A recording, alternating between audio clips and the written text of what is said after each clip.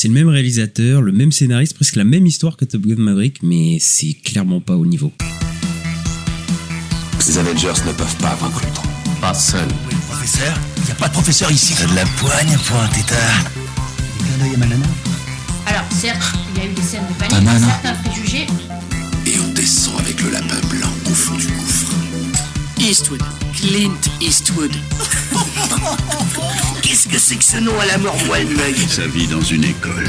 Pourquoi vous obstinez-vous à ne pas comprendre mon action ? Bienvenue dans ce nouvel épisode de LCDS. LCDS, le format critique de la nuit des sorties. On analyse un film ou une série. Et pour ce faire, je suis, comme d'habitude, avec Al. Bonsoir Al. Bonsoir Ista, comment ça va ? Ça va et toi ? Ça va, écoute, on va parler de vroom vroom, on va parler de voiture. Ouais. Et nous deux, c'est vraiment notre sujet préféré, on adore adore ça, nous. Ouais. On est très spécialiste de ce sujet, oui, effectivement. Ouais, bah pas du tout. Voilà, on va arrêter cette blague tout de suite. Voilà, la F1, le karting, tout ça. Voilà, moi le truc où je suis fort, c'était Mario Kart à l'époque peut-être, mais sinon c'est tout quoi. J'ai aucune notion de voiture. J'ai même pas le permis. Voilà, vous pouvez vous moquer de moi, j'ai pas le permis. Là, j'habite à Paris, ça me sert à rien.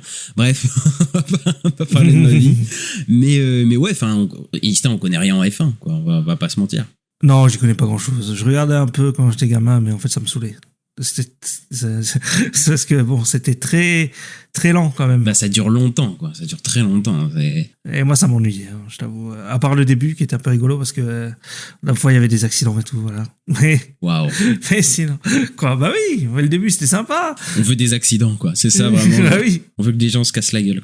Mais après il y a des films de voitures qu'on aime bien quand même. Ouais, bah moi j'avais bien aimé dans le même style Rouge ou Le Mans 66. Alors là, tu vas plus jamais m'appeler ça Rouge, par contre, parce que ça va mal se passer. Rouge. Il s'appelle Rush. Pourquoi Rouge? Qu'est-ce qui s'est passé là? Écoute, il y a un catcheur, il s'appelle comme ça et ils disent Rouge. Donc, non, mais non. C'est comme ça. C'est Rush. Donc c'est juste Rush. Il n'y a pas de Rouge. Je sais pas d'où tu m'as sorti le Rouge. J'avais jamais entendu Rouge. Là, tu sais quoi? Bon, d'accord. Mais ouais, moi j'aime bien Rouge, du coup, de Ron Howard. Et Le Mans 66 aussi. J'avais beaucoup aimé hein, Le Mans 66 de James Mangold. Mais je pense qu'on a des bons films de voitures en fait au cinéma. Tu vois, des fois, oui. Des fois ça marche bien. Et on parle pas de Fast and Furious.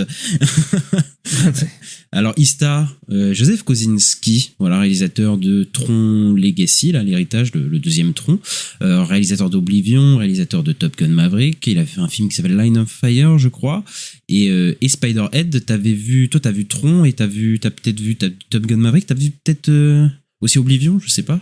Oui, c'est les trois que j'ai vus. Ouais. Les deux autres j'ai pas vus, mais ouais. Qu'est-ce que t'en penses du coup de Monsieur Joseph Kosinski? Tron Legacy c'était sympa. Après c'est pas un truc qui m'a marqué de fou. C'est juste que l'univers je le trouve sympa. Après moi j'avais pas aimé Oblivion. J'avais pas accroché. Et Top Gun Maverick ouais c'est pas mal, mais bon je sais que tout le monde adore, mais moi ça va pas plus loin que sympa quoi. Ouais, Joseph Kosinski, en fait, moi je trouve que c'est pas un manche, en fait. C'est pas un tâcheron total ou quoi. Je trouve que ces films, en fait, sont plutôt beaux à chaque fois, quoi. Même Oblivion, que moi aussi, en fait, je suis pas du tout fan, en fait. Je trouve que c'est vraiment pas fou, mais c'est quand même mettre un peu en valeur ses décors, etc. Et en fait, j'ai appris que c'était un ancien architecte, en fait, de formation, en fait. Donc, je pense que c'est vraiment un de ses trucs, un de ses dadas à lui, quoi. Ce truc-là, quoi.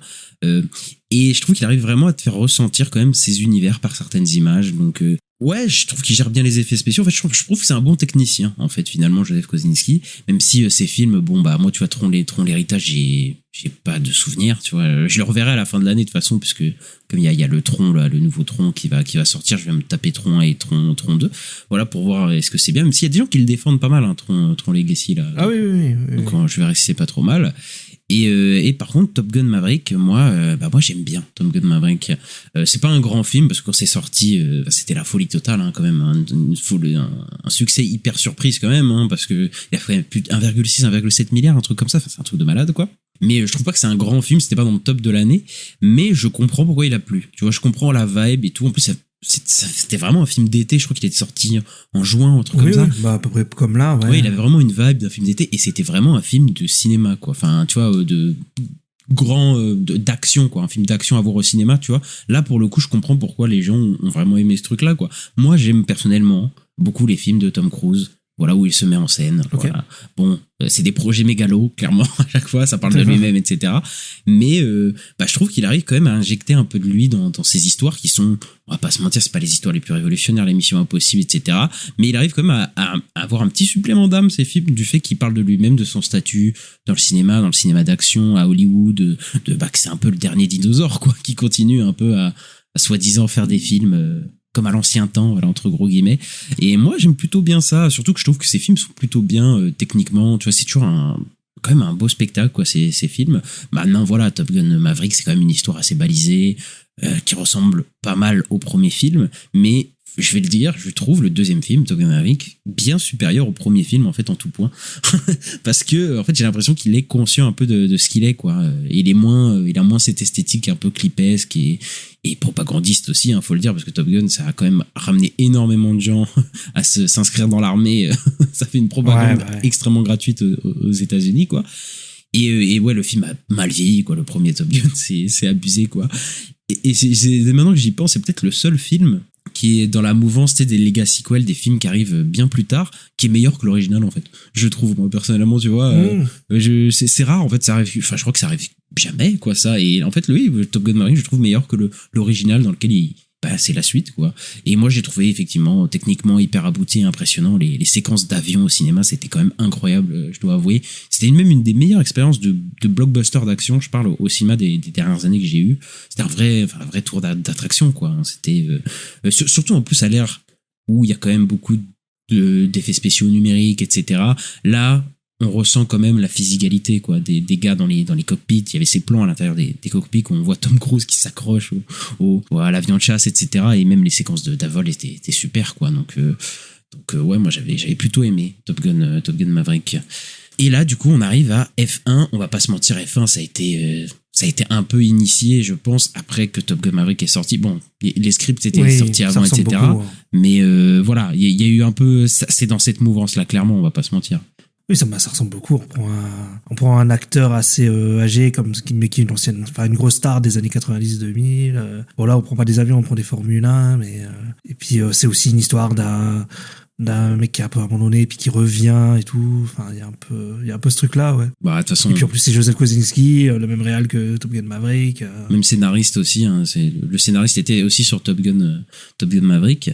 Bon, voilà, il y a un film sur la F1, c'est sponsorisé par la F1, voilà. F1 est clairement, enfin je sais pas comment elle s'appelle, la présidence de la F1, j'en sais rien, mais en tout cas la F1 je sais pas du tout, est clairement impliquée dans le film, etc. On voit des stars, etc.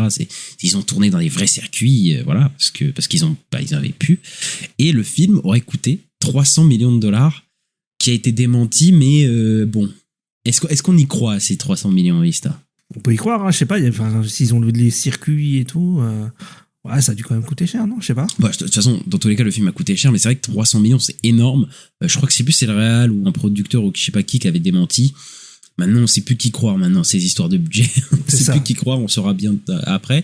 Mais ouais, le film, il a une grosse ambition. Et d'ailleurs, j'ai appris que Joseph Kosinski, du coup, le réalisateur, il aurait pu réaliser Le Mans 66. Donc le film de James Mangold, ce qui est assez intéressant, tu vois. Du coup, il a fini par faire son film de course, mais pour F1. Et voilà, Ista, je te propose de parler de F1. Ouais. Bah, c'est parti. Ce que moi je t'offre, c'est un volant en Formule 1. Le seul endroit, si tu gagnes, où tu peux dire que tu es, sans conteste, le meilleur au monde.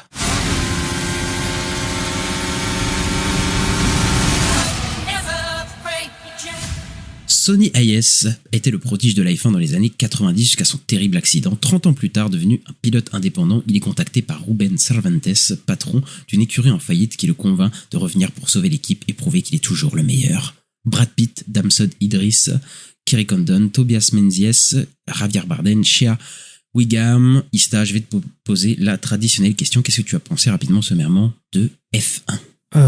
Écoute, moi j'ai trouvé ça un peu mid, j'avoue. Voilà. En fait, c'est un film des années 90. avec la technologie des années 2020.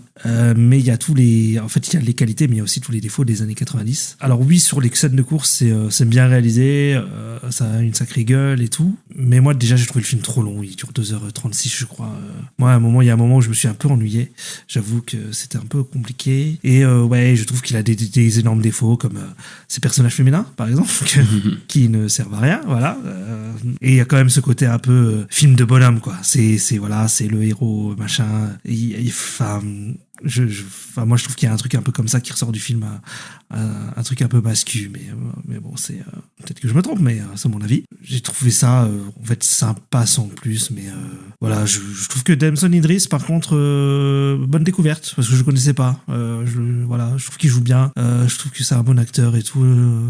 J'espère qu'on va le voir dans des prochains rôles, dans d'autres trucs, parce que je trouve qu'il a du potentiel. Voilà, mais par exemple, Kieran Condon, je suis vachement déçu de son rôle, et Brad Pitt fait du Brad Pitt, donc voilà, si on aime bien Brad Pitt, si on aime bien les courses de F1, bah c'est cool. Après, moi, je suis pas un gros fan de F1, je suis pas un gros fan de Brad Pitt. Donc bon, pour moi, c'est sympa, mais ça va pas plus loin, quoi. Et en vrai, j'ai trouvé ça trop long, et ça a fini par un peu m'ennuyer sur la fin. C'est le même réalisateur, le même scénariste, presque la même histoire que Top Gun Maverick, mais c'est clairement pas au niveau, en vrai. C'est-à-dire que les scènes de course, effectivement, sont hyper prenantes, je trouve, et on en reparlera. J'étais hyper immergé dedans, ça marche super bien, et le film est assez généreux, d'ailleurs, en scène de course. Mais après, dès que ça commence à parler, dès qu'il y a de l'histoire, c'est d'un ennui, d'un déjà-vu assez sidérant, quoi. Enfin, c'est des histoires que normalement tu t'es plus censé raconter maintenant. Enfin, c'est plus possible, quoi. C'est des trucs, enfin, tous les aspects de l'histoire, tous les personnages, tous les péripéties, tu peux les prédire minute 1. Enfin, tout a déjà été vu, déjà été raconté, et en bien mieux fait, quoi. Là, il y a vrai problème au niveau de ce que ça raconte, quoi. Il y a même pas ce supplément d'âme qu'avait, je trouve, Top Gun Maverick, de parler de Tom Cruise et de son rapport au cinéma, quoi. Là, c'est vraiment bas du front total, quoi, cette histoire, quoi. Et c'est vraiment dommage, quoi, parce que pour le coup, bah ouais, c'est un vrai film. Moi, je suis vraiment content de l'avoir vu au cinéma, ce film-là, parce que ouais, j'en ai pris plein la gueule quand même dans certaines séquences de courses, etc. Après, ça reste une publicité géante pour la F1. Et voilà, je pense qu'il y a tous les problèmes qui sont liés à ça, malheureusement, dans le film. Bon, on va commencer déjà à dire quand même, Ista, par honnêteté intellectuelle, comme on l'a dit au début, on ne connaît rien à la F1. Donc, je pense qu'il y a plein de trucs qui collent ou qui collent pas au sport pour des raisons scénaristiques ou je sais pas quoi qu'ils ont dû arranger au scénario, que nous, bah voilà, on ne sait pas, on connaît pas les règles explicites de la F1 ou du truc comme ça.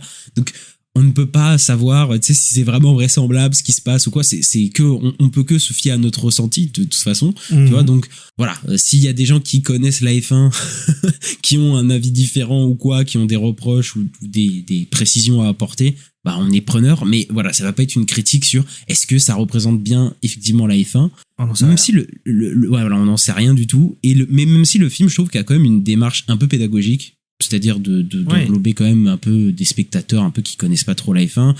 Ça arrive quand même à nous faire comprendre pas mal de choses, en tout cas moi à me faire comprendre pas mal de choses, parce que bah moi j'y connais absolument rien à quoi servent les écuries, etc.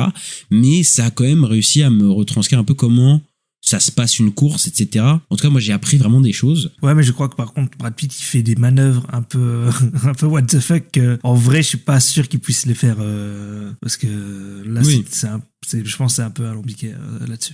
Oui, bah, y a clairement moyen, mais en tout cas, moi, de ce que j'ai ressenti, et j'ai quand même appris des choses parce que je connaissais rien, oui, c'est-à-dire que j'ai réussi quand même à comprendre la responsabilité des équipes, parce que moi, je vois des équipes, des gens qui parlent sur des casques, je me dis, bah, le mec est sur la course, à quoi il sert? Ah, t'avais jamais vu quand ils allaient au stand et qu'ils se faisaient quand même. Non, mais encore le stand où ils changent les roues, mais tu sais, il y a toute une équipe, quoi. Il y a un crew, il y a des mecs qui se parlent, tous en truc et tout. Je me dis, mais ils font quoi? Ils parlent de quoi et tout? Enfin, tu vois, ils lui disent, move en A4, je sais pas, je comprends pas, tu vois, c'est assez bizarre. Enfin, c'était assez bizarre, mais même les conceptions de la voiture, tu vois, le fait que, en fait, la voiture, c'est hyper important dans le sens où tu peux être le meilleur conducteur, pilote de F1, mais si ta voiture, elle est vraiment nulle, bah, tu gagneras pas, en fait. Tu sais, tu peux pas gagner. Tu vois, il y a tout un travail, en fait, d'équipe, un travail en amont, etc. Et même, ça exploite les courses de plusieurs manières, tu vois. Moi, je pensais que la F1, c'était bah l'enjeu c'est d'aller le plus vite et de gagner la course, tu vois. Moi c'était vraiment ça pour moi, quoi. Bah il y a des gens qui doivent se taper la tête dans les mains et se dire mais il connaît rien, bah oui désolé je connais rien, mais en fait il y a plein d'autres enjeux. En fait il y a le concept des safety cars, tu vois, par exemple. Je te rappelle c'est quoi ce truc, et en fait c'est hyper important en fait dans le jeu apparemment, les safety cars et tout. Après ça il doit y Mais je avoir, crois qu'il en abuse dans le film, tu vois. Je crois oui qu'il mais en c'est sûr abuse. qu'il doit y avoir des trucs hollywoodiens d'abus, tu vois, mais il y a plein de concepts du fait que en fait l'enjeu c'est pas forcément d'arriver premier en fait. Et pour toutes les équipes, surtout quand ils sont à deux, en fait ils doivent travailler en équipe, etc. Oui, en fait, bah, ils font des points et après, il y a un classement à la fin, quoi. C'est ça, mais tu vois, le fait que l'autre l'aide, ils doivent mettre les safety cars au bon moment et tout, ça doit être des vraies stratégies. Peut-être qu'ils en abusent ou quoi, mais je pense qu'il y a un côté vrai à ce truc là, donc j'ai quand même appris des choses. Mais voilà, pour parler des courses en elles-mêmes, moi je te trouve un peu dur avec le rythme du film, parce que moi je trouve le film très mid comme toi, mais par contre je me suis pas ennuyé quand même, je dois bien avouer. Bah, t'as le droit. Non mais voilà, je trouve le film assez généreux en fait en scène de course. C'est-à-dire que franchement sur un film comme ça, tu vois, je pourrais avoir beaucoup moins de scènes de course, et je trouve qu'il y en a vraiment pas mal en fait, et moi j'ai bien aimé les scènes de course. Du coup j'étais plutôt hypnotisé, j'ai pas vraiment vu le temps passer. Moi je trouve ça plutôt bien rythmé en vrai. Ouais, ok, non, moi je sais pas. En fait, moi c'est bizarre parce que pendant 1h30, j'étais plutôt dans le film. Tu sais, quand il commence à avoir des musiques un peu techno là. On va en reparler, ouais, on va en reparler. Bah, je crois que là, j'ai commencé à décrocher du film. Bizarrement. Et en fait, la dernière heure pour moi, elle a été compliquée. Putain, mais toute la course à la fin et tout, ça t'a pas pris? Non. Ah, t'étais plus dedans. Plus dedans du coup. Mais les scènes de course, par contre, bah moi je les trouve hyper immersifs, quoi. Vraiment, je m'y crois vraiment, ouais. Quoi. Après, il doit sûrement y avoir des trucs scénaristiques qui font que tu sors dedans, mais dans la manière dont ils sont filmés, etc., moi je suis vraiment content d'avoir vu ça sur grand écran, parce que techniquement, encore une fois, Joseph Kosinski, je trouve que c'est pas un manche, et bah, j'ai vraiment été immergé dans les scènes d'action. Et je trouve même, d'ailleurs, le film a vraiment de la gueule, c'est-à-dire que le film est vraiment beau, il y a une image plutôt léchée, une photo plutôt léchée, bon, le film est aussi beau aussi parce que faut pas oublier que c'est une pub pour la F1, donc donc voilà, il faut que rendre tout ça très élégant, évidemment. Donc faut très attirant pour que les gens après aillent voir des courses de F1, voilà, ou le GP Explorer ou je sais pas quoi, là, tous ces trucs là. Mais les scènes d'action, de course, bah je trouve que j'ai une immersion totale dedans, c'est-à-dire que je comprends tout dans l'espace, c'est-à-dire je suis à aucun moment perdu de savoir qui est où, comment l'un va dépasser l'autre. Je comprends tout, c'est vraiment cartographié, c'est parfait, quoi. Et en même temps c'est hyper nerveux, c'est-à-dire qu'il y a ces plans vues aériennes qui sont couplés à des plans au niveau du ras du sol, etc. On sent la vitesse, on sent des fois les coups, parce que des fois ils se rentrent dedans. Bon, ça je pense que c'est un peu n'importe quoi aussi des fois. Les mecs, il y a 50 accidents par course, c'est un truc de malade. Et en fait moi je trouve ça hyper fluide en fait, et ouais, ça m'a hyper hypnotisé, quoi. J'étais vraiment embarqué dans ces courses. Il y a même d'ailleurs les mêmes genres de caméras embarquées qu'il y avait dans Top Gun Maverick, où ils avaient mis une petite caméra pour voir la tête du pilote. Ici ils font ça aussi sur les voitures, quoi. Il y a tous ces plans subjectifs en fait sur les conducteurs, donc ça rappelle beaucoup Top Gun Maverick, et il y a ce même niveau d'immersion pour moi et qui fonctionne, quoi. Je sais pas pour toi. Bah moi en fait le problème que j'ai, c'est que j'ai pas l'impression que c'était si inédit que ça, tu vois. Moi j'ai l'impression d'avoir déjà un peu vu ce genre de plan et tout. D'ailleurs j'avais vu les vidéos de là, je disais que par exemple dans les courses, les vraies courses automobiles, bah en fait on voit un peu les vues cockpit et tout comme ça aussi. En fait moi ça m'a fait penser à un jeu vidéo qui s'appelle Need for Speed Shift. Je sais pas si tu te souviens de ce jeu. J'ai pas joué à celui-là. J'ai joué à Need for Speed mais pas celui-là. C'était un jeu Need for Speed où c'était que sur circuit, tu vois, donc c'était pas. Et en fait il y avait un délire que justement quand tu te mettais en vue à la première personne, la tête du pilote bougeait pendant que tu jouais et tout. Et en fait, il y avait un truc très immersif comme ça. Et en fait, moi, ça m'a rappelé un peu ça. Voilà, donc ça m'a rappelé un peu un jeu vidéo, quoi. Mais ouais, je suis d'accord que c'est bien foutu et tout. Après, moi, j'ai pas l'impression que c'était inédit non plus et que j'avais jamais vu ça de ma vie, tu vois. Bah, quand même, ces plans, tu sais, où la caméra fait un panoramique, où, tu sais, elle filme la route et puis d'un coup, elle se retourne sur le pilote et tout. Bah, moi, j'avais jamais vu ça, mais en fait, je pense aussi, contrairement à Top Gun Maverick, bah les films de voiture, on en a vu plusieurs. Donc en fait, il y a plusieurs films de voiture où bah les courses étaient très bien filmées. Je trouve que là ils ont fait un peu un truc un peu inédit, mais c'est vrai que les courses de voiture, on en a déjà vu dans Le Mans 66, etc. On a déjà vu des courses de voiture. Donc je pense que c'est moins inédit que des avions de chasse, tout simplement. Bah, c'est ça aussi. Ou les avions de chasse, on voit rarement, enfin pas souvent des trucs filmés comme ça, quoi, des avions de chasse filmés comme ça. Et surtout, il y a pas, enfin, les avions de chasse, c'est quand même beaucoup plus moi je trouve impressionnant que des trucs de F1, Ah tu oui. vois. Je dois être, voilà, j'aime les voitures, j'ai rien contre, hein, mais Les missiles et tout. ouais, voilà. des missiles. Je sais pas si c'est des missiles, mais en tout cas le fait de voir des avions de chasse qui sont en rade de sol, trucs comme ça, enfin, c'est un truc hyper impressionnant, ça va super vite, enfin c'est voilà, c'est un truc de fou. Surtout que là il y a une volonté quand même de réalisme, entre guillemets, d'immersion, quoi, d'être vraiment dans ce truc de F1, quoi, tu vois, alors que bon, Top Gun Maverick c'est un peu la même chose, mais c'est tout de suite beaucoup plus impressionnant. Et moi je trouve par contre les bruitages aussi sont super bons, les bruits de voitures, les changements de roues, etc. Moi j'aime beaucoup en fait ces bruits de voitures là. Moi je sais pas, les bruits, en fait j'aime pas, enfin je m'en fous des voitures, mais les bruits de moteur, tu sais, Ça fait du bien, tu sais. les bruits de roues et tout ça, c'est quand même des trucs qui te, ouais, bah un peu, ouais, ça me hypnotise un peu, c'est vraiment pas mal. Et il y a quand même un côté immersif dans le sens où c'est la F1 qui a sponsorisé entre guillemets le film, c'est une pub pour eux, mais du coup ils ont filmé ils ont fait des courses dans des vrais circuits, quoi. Et tu vois les vraies écuries, quoi. Tu vois Ferrari, tu vois les autres trucs qui sont en compétition. Il y a aussi les autres participants. Tu vois, on voit, toi, je sais pas si tu les connais, mais moi, je connais un. Moi, je les ai vite pas fait. calés tout, mais il paraît qu'on voit des pilotes. Ouais, mais Oui, on voit les Charles Leclerc, on voit Max Verstappen, voilà, qui sont dans le film, et même ils sont nommés par le commentateur, etc. Donc, en fait, il y a un peu un mix de fiction, de réalité et tout ça. Il y a un côté un peu immersif. Mais ça fait quand même pub géante pour la F1, on va pas se mentir. À chaque fois qu'il y a les mecs qui apparaissent, tu te dis, bon, il fallait qu'ils les calent aussi pour faire un peu de pub, quoi. Ou pour un peu de fan service aussi, quoi.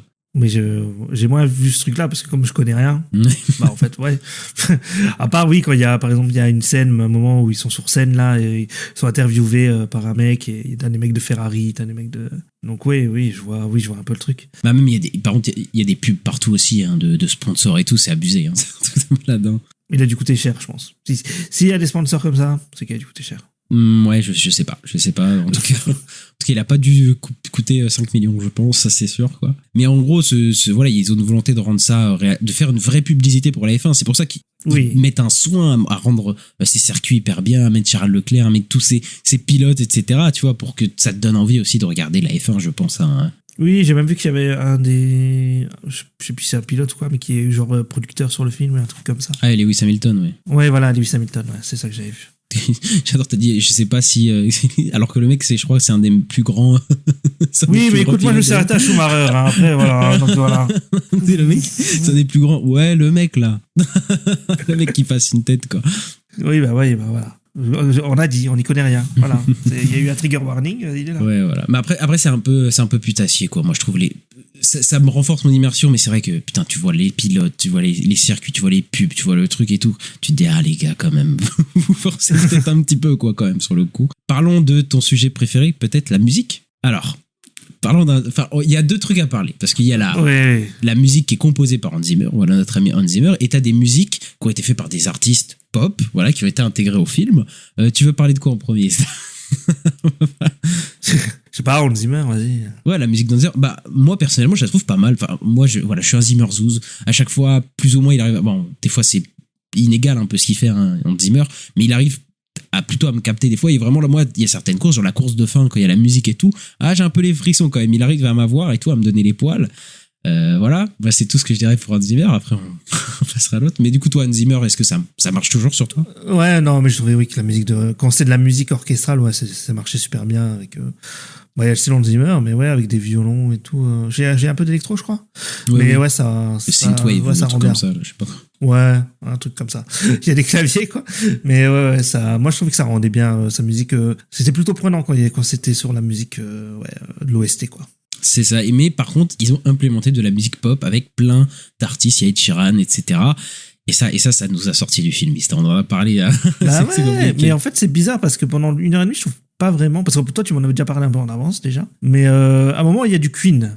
Et ils sont en Angleterre, je me dis, ouais, ils mettent du Queen. Il y a Led Zeppelin aussi au début, hein, quand même. Oui, mais tu vois, ça encore, je sais pas, tu vois, ça me dérange pas, tu vois. Parce qu'en plus, Led Zeppelin, ça va avec ils vont vite, machin, c'est au truc, ouais. Voilà, ça fait du rock. Ouais, mais ils pourraient au moins mettre une chanson de Led Zeppelin qu'on n'a pas entendue 5000 fois, peut-être. Après, moi, c'est tout ce que je demande, quoi. Bah, Queen, pareil, hein, toujours, Rock You, voilà. Mais bon, encore j'accepte, mais tu vois, mais ouais, c'est le moment, là, au bout d'1h30 de film, je sais pas, j'ai l'impression que le film, il pète un câble et commence à mettre des musiques pop récentes, là. Mais on dirait des musiques de boîte de nuit, on est d'accord. Enfin, Ouais, de club et tout, ouais, bizarre. mais je trouve que ça clash totalement avec la musique d'Hans Zimmer. En fait, c'est pas du tout le même truc. Et là, d'un coup, tu te tapes des musiques de boîte de nuit avec des trucs. Ouais. Et je me dis, mais qu'est-ce que ça a rien à faire là? Genre, vraiment, ça rentre pas du tout dans le truc, dans le film, quoi. Ouais, en plus, c'est un moment où t'as un training montage un peu de plein de courses. T'as 3-4 musiques qui s'enchaînent comme ça. Et j'étais en mode, mais qu'est-ce qui se passe? En plus- J'étais dans le film et puis d'un coup, boum, ça m'a sorti, quoi. Moi, j'aime bien certaines musiques nulles, un peu d'artiste pop, mais celle-là, je les trouve vraiment pas bonnes en plus. Enfin, tu sais, vraiment, je trouve ça un peu nul, vraiment, quoi. Donc bon, et j'ai même pas l'impression qu'il y a des gens qui parlent de la musique enfin, c'est des musiques du film, alors qu'il y a plein d'artistes pop et tout hyper connus, mais j'ai pas l'impression que ça a cartonné ou quoi, tu vois. Tu vois, encore Lady Gaga, quand elle a fait le truc sur Top Gun Maverick, là, sa musique insupportable, là, bah au moins, elle est passée à la radio, elle est passée un peu partout et tout, là. Oui, ou je pense à la Kendrick Lamar, là, sur Black Panther, qui avait cartonné aussi. Oui, voilà, quand même. Tu ouais. vois, ça aussi. Là, il n'y a même pas un single, qui passe à la radio, quoi. Il y a rien. Si. Ouais, bah peut-être, mais en tout cas, ouais, c'est vrai qu'en fait, on n'écoute pas la radio, donc ça se trouve il y a, mais j'ai pas l'impression en tout cas, parce que d'habitude j'entends quand même, tu vois, des trucs qui passent ou sur des TikTok, je sais rien, des trucs comme ça, mais là il y a rien du tout, quoi. Enfin moi en tout cas j'ai trouvé ça nul, comparé surtout à la BO d'Hans Zimmer, j'ai trouvé vraiment pas mal. Ouais. Le scénar, c'est là que le bal blesse le plus, je pense. Ouais. Alors, le scénario, c'est un film de Jerry Bruckheimer. Alors, Jerry Bruckheimer, qui c'est un monsieur qui a fait des films d'action. Enfin, c'est une boîte, en tout cas, de Jerry Bruckheimer, parce qu'on parle du mec, mais c'est un producteur, quoi. Qui a fait des films d'action dans les années 80-90, à savoir les films genre de Tonnerre, genre Top Gun, ce genre de films-là, avec des scénarios vus et revus qui se refilaient, etc. Bah là, c'est un peu la même chose. C'est un peu la même chose. C'est-à-dire qu'on a déjà vu cette histoire 500 fois. Et j'ai regardé le scénariste, parce qu'il a écrit Top Gun Maverick, mais sur Top Gun Maverick, ils étaient 3 ou 4, tu vois. Et puis, il y avait évidemment Christopher McQuarrie, voilà, qui était là pour mettre en avant Tom Cruise, etc. Là, il est tout seul au scénario. Et le mec a fait Top Gun Maverick, mais il a fait Transformers 2, Transformers 3, Transformers 4. Oui, j'ai vu ça. Ouais. Bon, c'est pas les meilleurs scénars du monde, les Transformers, on va pas se mentir. Donc voilà, et là, franchement, mais moi, première minute, je peux tout prédire au film. C'est un genre de Top Gun, mais enfin, j'ai l'impression que tout est poussé à fond, quoi. Tous les potards, tous ces trucs-là, il y a absolument tous les passages obligés dans le script, quoi. Ah bah complètement, hein. Mais moi je trouve que c'est très années 90 parce qu'en fait là, Oui. je disais le rôle féminin est là juste pour être un love interest du personnage principal et c'est tout, quoi. Il y a tout ce truc là et puis ouais, le héros un peu rebelle et tout qui est très années 90 aussi, qui un peu qui se la pète et tout. Mais en fait, t'as tous les trucs. En fait, tu peux te demander à quelqu'un, vas-y, fais-moi un scénario de film des années 80, il va te sortir le scénario du film, quoi. Parce qu'il y a, on retrouve tout, enfin, l'opposition des jeunes, vieux, l'équipe, en fait, ils sont dans une équipe qui est complètement une équipe d'outsiders qui doit gagner une course, voilà. Mais on sait très bien comment va finir cette histoire ils doivent gagner une course, est-ce qu'ils vont y arriver, bon, à ton avis? Bah oui. t'as toujours le moment où, juste avant la course finale, tu sais, il y a tout qui s'effondre, tu sais, ils avaient réussi à construire quelque chose et tout s'effondre, voilà, il y a évidemment le drame, le trauma du perso principal, les discours, alors là, le nombre de discours motivants de l'équipe, là, etc., là, de phrases, tout est là. Enfin, pour moi, c'est pas possible d'écrire un truc comme ça en 2025, quoi. C'est, au bout d'un moment, faut pas se foutre de ma gueule, quoi. C'est un truc de fou. Enfin, le personnage de Brad Pitt, c'est compliqué, le personnage de Brad Pitt. C'est-à-dire que, oui, il est beau, Brad Pitt, il est très classe, voilà, bah, c'est Brad Pitt, quoi, tu vois. Et il joue pas trop mal, mais en fait, c'est tellement facile ce qu'il joue, c'est tellement un truc déjà vu qui est pas intéressant. Oui. Et tu te dis, mais enfin, je sais que toi, t'es pas très fan de Brad Pitt, mais moi, enfin, en tant qu'acteur, hein, je parle, hein, mais Brad Pitt, il a fait des films que j'adore, quoi. Oui, non mais c'est pas parce que je suis pas fan que je trouve pas qu'il y a de films que j'adore, hein. Non, mais en tout cas, enfin, c'est un acteur que moi j'aime beaucoup. Enfin, quand il fait dans des films évidemment qui m'intéressent. Moi, Once Upon a Time in Hollywood, j'adore. Seven, évidemment. Fight Club, il était super. Oui, mais il joue différemment dans Once Upon a Time in Hollywood, je trouve, tu vois. Oui, mais parce que en fait, ça, c'est les films mainstream qui faisaient, quoi, un peu ça. Tu vois, c'est les films ça, un peu grand public et tout. Enfin, tu le regardes dans Fight Club, dans Seven, dans l'Armée des 12 singes, etc. Dans Jesse James. Enfin, ça, c'est le Brad Pitt, tu vois, qui est là pour sourire et être beau gosse, tu vois. C'est celui d'Ocean's Eleven. Et encore même, Ocean's Eleven, il joue quand même mieux que ça. Je trouve que là, il est vraiment tu sais, il fait le minimum syndical, quoi. Tu vois, il est là pour toucher un peu son chèque et tout, quoi. Il a eu son chèque un peu, enfin, je pense qu'il a eu un gros chèque pour avoir fait pas grand chose, tu vois. Même s'il te dit, oui, j'étais dans des trucs des F1 et je sais pas quoi, j'ai conduit, bon, voilà. je trouve qu'on l'a vu bien mieux jouer ailleurs, quoi. Vraiment, c'est pas un de ses rôles qui va nous marquer, quoi. Non, mais après, je trouve que, tu vois, Tom Cruise, il y a un peu de ça aussi, dans le sens où ça fait un moment qu'il fait un peu le même rôle. Ouais, complètement. Et il y a un Oui, peu mais Tom Cruise, ça fait 20 ans.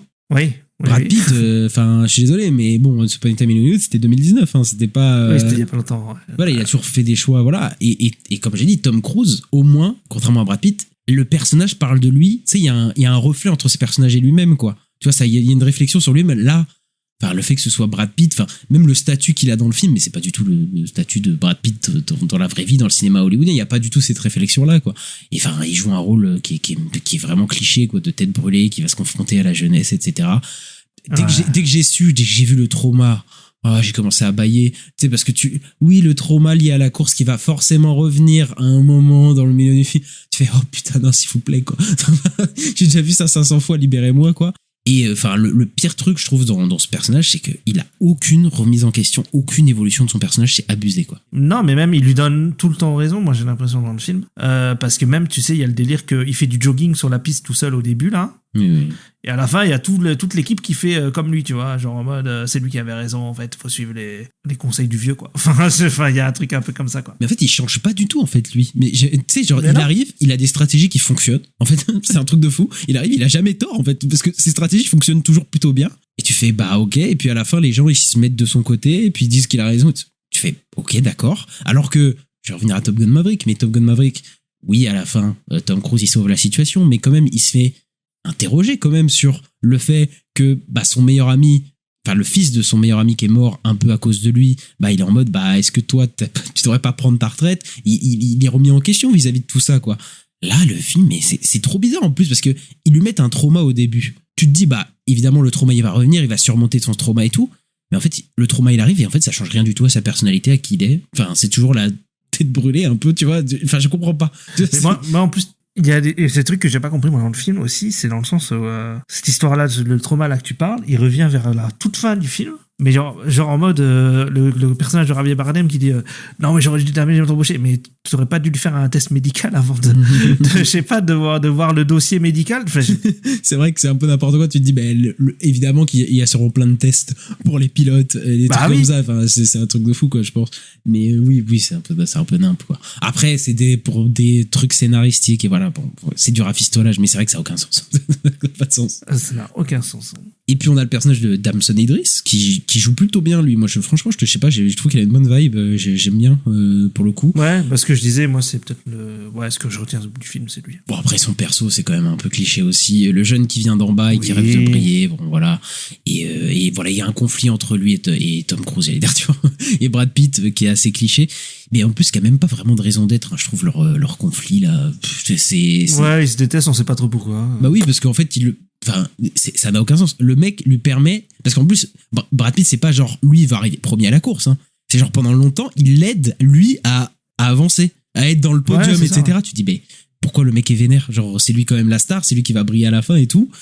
Alors que dans Top Gun Maverick, il avait une vraie raison, quoi. Il y avait un côté beaucoup plus émotionnel, c'est-à-dire que bah le personnage de Miles Teller, bah il détestait Tom Cruise parce que bah il pense que son père est mort à cause de lui, quand même. Tu vois, c'est un vrai truc. Tu vois, là tu te dis bah pourquoi les mecs se détestent, parce que faut un truc cliché de opposition jeune vieux, donc le vieux briscard là qui a une tête brûlée, qui s'arrête jamais, et le jeune qui a besoin de voilà.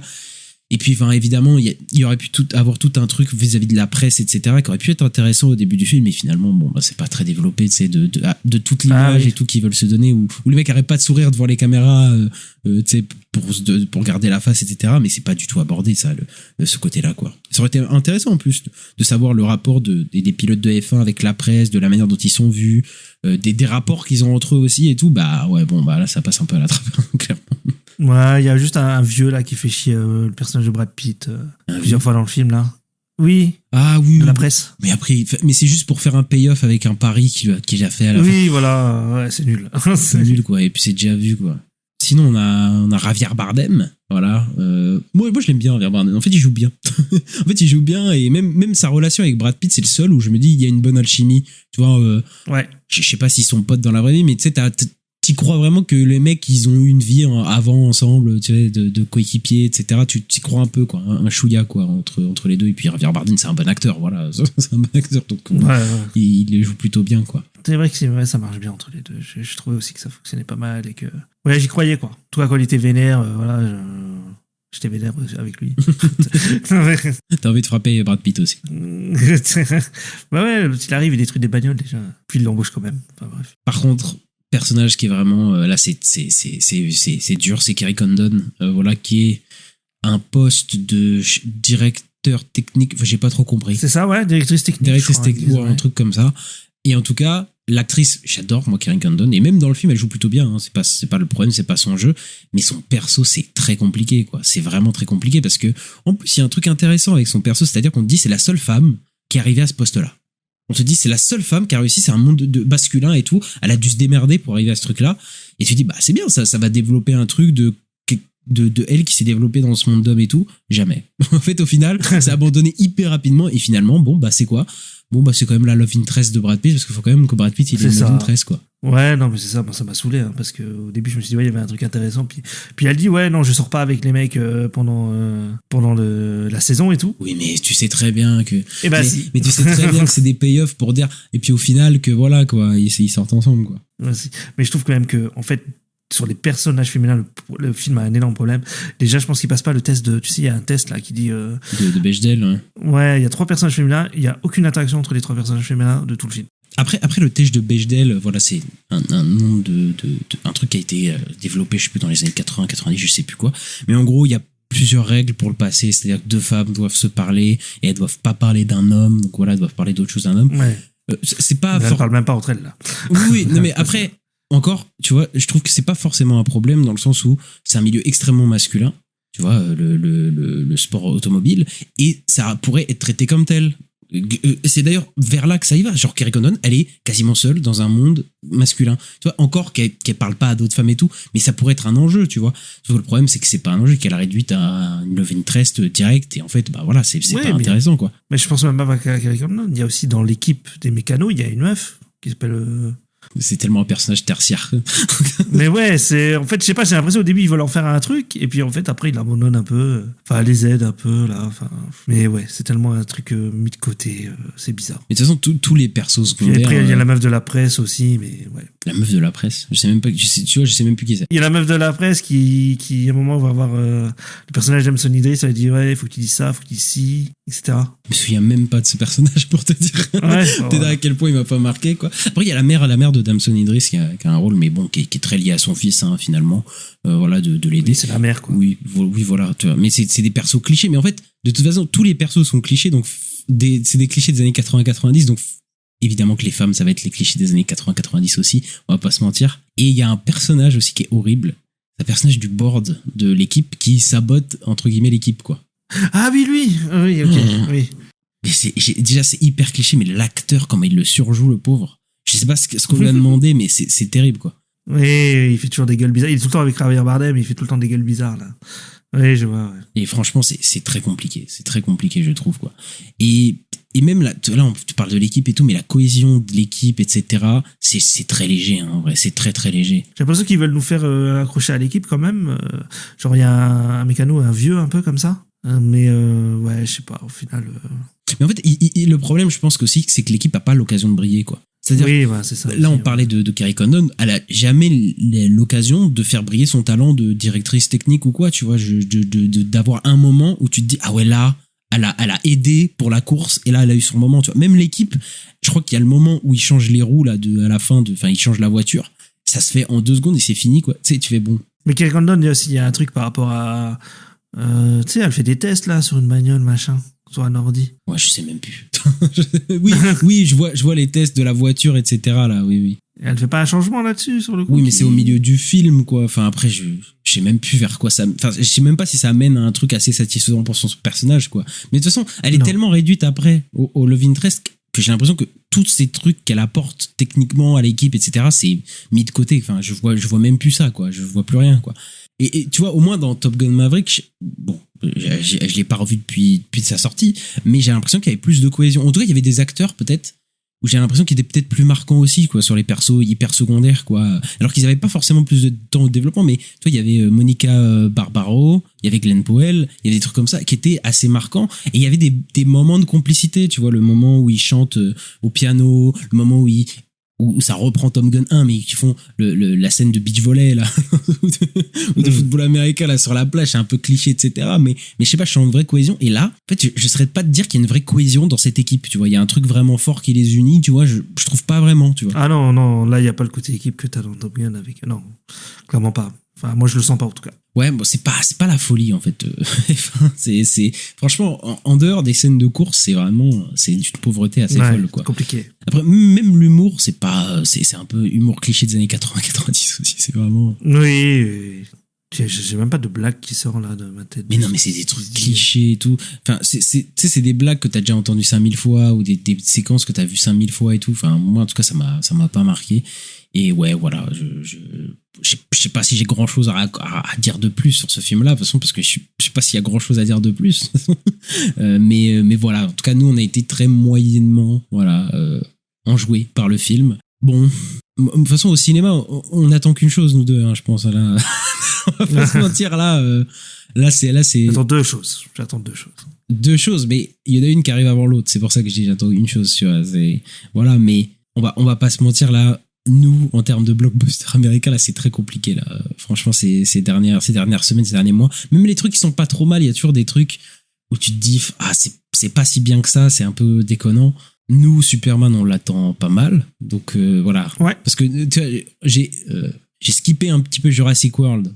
Parce que nous, on n'y croit pas trop. On espère être surpris, hein. Oui. Mais je n'y crois pas trop. Voilà, je te le dis, moi, je n'y crois pas tellement. Mais, ouais, Superman, s'il est pas bien, moi, je pense que je vais aller me défenestrer, hein. Je pense que je vais faire quelque chose, hein. Ouais, non, j'avoue que c'est compliqué, là. Le blockbuster d'été pour l'instant. Ouais, je sais même pas. Enfin, il y a Thunderbolt, moi, que j'ai aimé, voilà. Et Sinners avant, quoi, mais voilà. Ouais, sinon, c'était pas un blockbuster, quoi. Bah, pas vraiment, ouais. Ouais, je sais pas. Quoique c'est peut-être le seul truc hollywoodien, j'avoue que j'ai vraiment apprécié depuis ce début d'année. Mais tu vois, même Thunderbolt, c'est un peu. Il y a quand même pas mal de défauts, tu vois. Au film, c'est pas un film. Toi, c'est pas un film qui est parfait. Pas parfait en même temps, il n'y a pas de film parfait, mais. Tu vois ce que je veux dire? Où je me dis, c'est vraiment le film de l'année, tu vois, en termes de blockbuster américain, tu vois. Ok. Moi, j'ai été le voir deux fois, moi, j'ai vraiment aimé. Hein, ouais. Moi, je le mets au-dessus de toi, moi. Ouais. Bah, écoute, je kiffe. Je suis content, j'espère kiffer Superman autant. Ouais. Mais on verra tout ça. De toute façon, là, il y a Jurassic World, après il y a Superman, après il y a Fantastic Four, et après, bon, on a une pause jusqu'à les blockbusters en fait de fin d'année, et de toute façon, on vous parlera d'autres choses, il y a pas mal de sorties dans tous les cas. Et mais bon, on a espoir en ce mois de juillet. Et on espère que nos espoirs ne seront pas réduits. Mais on parle très bientôt de pas un film, mais d'une série, puisqu'on va parler de Squid Game saison 3, voilà, qui vient de sortir au moment où vous nous écoutez. Mais voilà, faut qu'on finisse ce chapitre-là, parce que ça a que trop duré, pour le coup. Aussi. Et du coup, bah, Ista, on a fini l'épisode. Peut-être t'as quelque chose à rajouter? Non, pas spécialement. Bon, voilà, allez voir F1 pour les scènes de course, mais pas plus. Voilà, on espère que vous avez aimé cet épisode. N'hésitez pas à mettre le petit pouce en l'air, les 5 étoiles, selon votre plateforme dans laquelle vous nous écoutez. On est disponible un petit peu partout, sur Spotify, Acast, Apple Podcast, Deezer. Voilà, vous connaissez toutes les plateformes disponibles. N'hésitez pas à nous suivre sur les réseaux sociaux La Nuit des Sorties, donc sur Twitter, X, Blue Sky, Instagram, TikTok, YouTube. Et voilà, on se retrouve très bientôt, Ista, pour parler de Squid Game saison 3 et des news de la semaine comme d'habitude. On se retrouve très bientôt, Ista. Oui, à bientôt. Ciao.